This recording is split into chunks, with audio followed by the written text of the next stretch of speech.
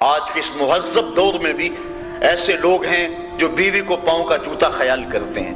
تو جب ان 3 رشتوں کا تقدس بھی نہیں تھا تو اس دور میں بیوی کی آبرو کیا ہوگی. لیکن اللہ کے محبوب صلی اللہ علیہ وسلم نے ازواج مطہرات کے ساتھ جو حسن سلوک کی داستان رقم کی، دنیا کے سامنے بیوی کو وقار کی مسند پہ بٹھایا. کسی کو حمیرہ کہہ کے پکار رہے ہیں، کسی کے لیے جانور ذبح کر کے اس کے گوشت کے ٹکڑے ان کی سہیلیوں کے گھر میں بھیج رہے ہیں. حضرت عائشہ صدیقہ رضی اللہ تعالیٰ عنہ فرماتی ہیں کہ کثرت سے حضور حضرت خدیجہ الکبریٰ کا تذکرہ کرتے. میرا ان سے جو رشتہ تھا اس اعتبار سے ایک دن مجھ سے نہ رہا گیا اور میں نے کہہ ہی دیا، حضور آپ اس بوڑھی عورت کا تذکرہ نہیں چھوڑتے جبکہ اللہ نے آپ کو بہتر ازواج عطا کر دی. بس پھر حضور غصے میں آ گئے، فرمایا عائشہ مجھے خدیجہ کے بارے میں تکلیف مت دو. جب پورے مکے نے میرا انکار کیا تھا اس نے میرا اقرار کیا تھا، اس کا تذکرہ میں کیسے چھوڑ سکتا ہوں؟ جب زمانہ میرا مخالف تھا اس نے میرا ساتھ دیا تھا. فرماتے اس کے بعد کبھی بھی میں نے ان کے بارے میں کوئی بات نہیں کی.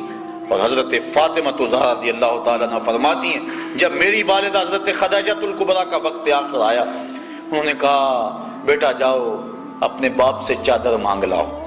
میں حاضر ہوئی، حضور نے پوچھا بیٹا اپنی ماں سے پوچھو چادر کیا کرنی ہے. میں پوچھنے کے لیے آئی تو حضور بھی پیچھے آ گئے. تو حضرت خدیجہ نے عرض کی حضور اس وقت جو کیفیت ہے مجھے محسوس ہو رہا ہے کہ وقت آخر ہے. میں چاہتی ہوں کہ اس چادر سے مجھے کفن دیا جائے تاکہ اس کی برکت مجھے قبر میں برزخ میں نصیب ہو. اب سنیے لفظ اللہ کے محبوب نے جو اس موقع پہ فرمائے. اللہ کے محبوب نے اس موقع پہ جب حضرت خدیجہ نے یہ جملے کہے آنکھیں چھلک پڑی اور فرمایا خدیجہ تو نے تو چادر مانگی ہے، لو اردت جلدی لا آتیتو کہ اگر تو میری جلد بھی مانگتی میں وہ بھی اتار کے دے دیتا.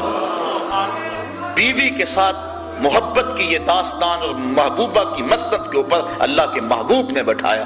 غلام کی تذلیل جو عرب معاشرے میں تھی، اگر آقا کی مرضی کے بغیر غلام دھوپ سے اٹھا کے جوتے چھاؤں میں رکھ دیتا تو تاریخ عرب پڑھیں کہ آقا کوڑے برساتا کہ تو متکبر اور خود سر ہو گیا کہ تو نے مجھ سے پوچھا نہیں اور پوچھنے کے بغیر تو نے میرے جوتے کو ہاتھ لگایا.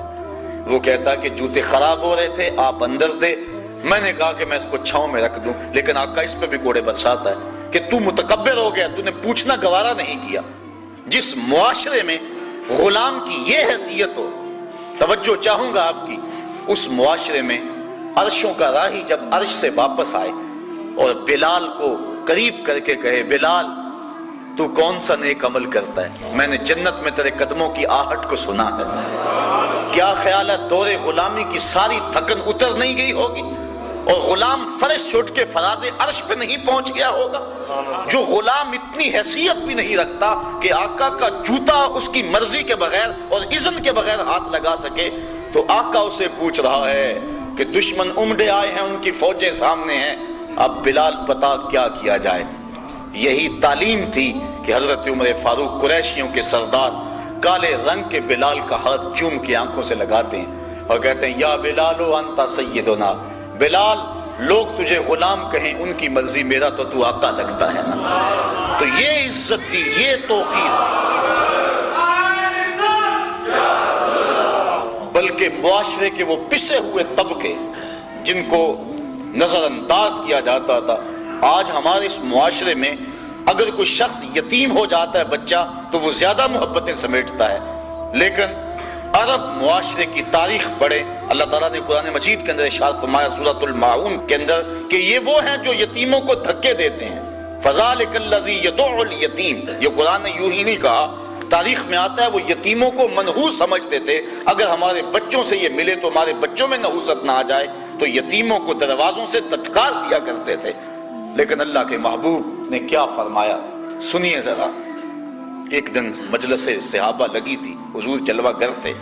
ایک صحابہ عرض کی حضور دعا کیجئے، میرا بچہ صبح سے گم ہے، مل نہیں رہا، کہ میرا بچہ مجھے مل جائے، میں بےتاب، اس کی ماں الگ رو رہی ہے. قبل اس سے کہ حضور ہاتھ اٹھاتے اور دعا کرتے. اسی مجلس میں ایک شخص بیٹھا تھا جو بعد میں آیا تھا. عرض کی حضور اس کے بچے کو ابھی فلاں باغ میں بچوں کے ساتھ کھیلتا ہوا ابھی دیکھ کر آیا. بس باپ نے سنا نہ آؤ دیکھا نہ تاؤ اور دوڑ لگا دی. صبح سے بچھڑا ہوا تھا، خبر مل گئی، آقا کریم فرمایا اس کو ذرا آواز دو۔ بلایا گیا، کہا بڑی جلدی ہے حضور، آپ جذبات جانتے ہیں، صبح سے باپ بچھڑا ہوا ہے اور گلی گلی ڈھونڈ رہا ہے بیٹے کو، بیٹا مل نہیں رہا، ماں الگ رو رہی ہے بیٹے کی، اب جب خبر ہوئی ہے تو جلدی اسے ملنا چاہتا ہوں۔ کہا ضرور جاؤ، لیکن ایک بات میری بھی یاد رکھنا، جب باغ کے دروازے پر پہنچنا اور بچوں کو مشترک کھیلتے ہوئے تم دیکھو گے تو تم نے اپنے بیٹے کا نام لے کے اسے آواز دینی ہے، اسے بیٹا کہہ کے آواز نہیں دینی۔ عرض کی حضور اگر میں اسے بیٹا کہہ کے آواز دے دوں حرج کیا ہے جبکہ وہ میرا بیٹا ہے؟ فرمایا تم کیا جانو، ہو سکتا ہے ان بچوں میں کوئی یتیم بچہ بھی کھیل رہا ہو، اور جب تم اپنے بچے کو بیٹا کہہ کے پکارو گے تو اس کے جذبات پہ کیا گزرے گی۔ آج میرا باپ ہوتا تو مجھے بھی بیٹا کہہ کے پکارتا۔ تو حضور نے یتیم کے نزاکت قلبی کا لحاظ کرتے ہوئے کہا کہ تم نے یہ شوق پورا کرنا ہے تو گھر پورا کر لینا، لیکن جب بچے مشترک کھیل رہے ہوں تو اس وقت تم نے اپنے بیٹے کو بھی آواز دینی ہے تو بیٹا کہہ کے نہیں پکارنا۔ یہ شریعت کا مزاج ہے۔ بیوہ کے سامنے اپنی بیوی سے پیار نہ کرو، یتیم کے سامنے اپنے بچے سے پیار نہ کرو، غریب کے سامنے اپنی دولت کی نمائش نہ کرو۔ حضور نے فرمایا کہ اپنے گوشت کی خوشبو سے ہمسائے کو تکلیف نہ دو، یا تو تھوڑا سا پانی زیادہ ڈال لو اور شوربے کی ایک پیالی ہمسایوں کے گھر بھی بھیج دو، اور اگر یہ نہیں کر سکتے تو ایسے وقت کے اندر تم گوشت پکاؤ کہ ہمسائے کے بچے سو چکے ہوں۔ اگر بچے ضد کر بیٹھے مچل گئے تو ان کا مداوع کس کے پاس ہوگا؟ مزدور اور غریب باپ کہاں سے گوشت لائے گا؟ دوپہر کو سلا دیتی ہے بچوں کو وہ اس ڈر سے گلی میں پھر کھلونے بیچنے والا نہ آ جائے۔ لیکن ہماری حالت کیا ہے؟